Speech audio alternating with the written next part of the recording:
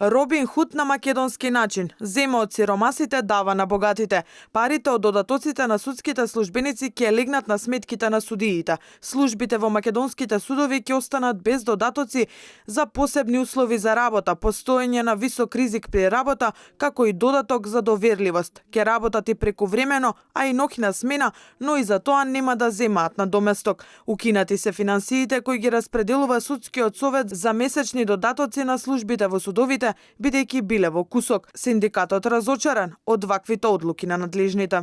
Тоест, доколку Министерството за финансии му одобри средства на судскиот буџетски совет, тогаш би се исплаќале таквите додатоци.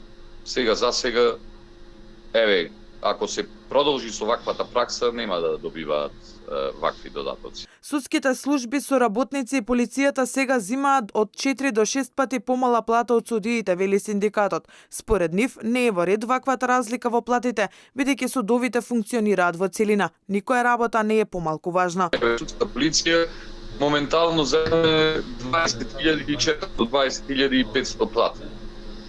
Што значи минималната плата ја земам? И досега разликите меѓу општо сите судски службеници беа големи, а со ваквото зголемување ние сега стигнуваме околу 6 плати на еден судски службеник или судски полицаец или не знам кој да бидат колку една плата на судија. Во одлуките за буџетот на судскиот совет во месец март е наведено дека институцијата нема средства за исплаќање на додатоците кои ги земале вработените во судството. За месец март 2023 година не се обезбедени средства за исплата на додатоци на плата на судиите, членовите на судскиот совет, за судските службеници и вработените во судскиот совет, согласно позитивните законски прописи и колективни договори. Со новите зголемувања платите на судиите се движат помеѓу 60 и 100.000 денари.